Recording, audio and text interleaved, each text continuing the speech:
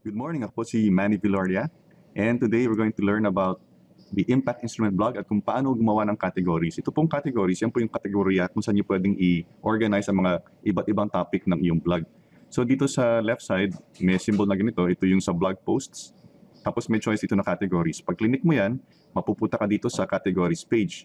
At dito pwede ka mag-create ng category. Kadalasan ang starting category ay yung uncategorized. Ganito yung itsura niya. Tapos yung slug, ganun din, uncategorized.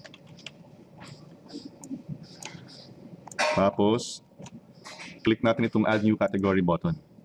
At mag-appear siya dito. Normally, ito yung starting point. Wala itong online marketing. Ito lang. Kaya kung makita mo yan, pwede mong i-click itong edit at palitan yung words to your favorite topic. Halimbawa, pwedeng health and wellness. Kung ang blog mo ay tungkol sa health and wellness, tapos yung slug, ganito, health and wellness. Tapos i-click mo ang update.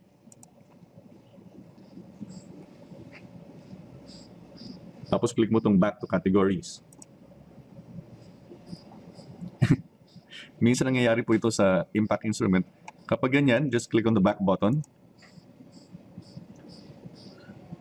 Tapos click ka dito at balik ka sa categories.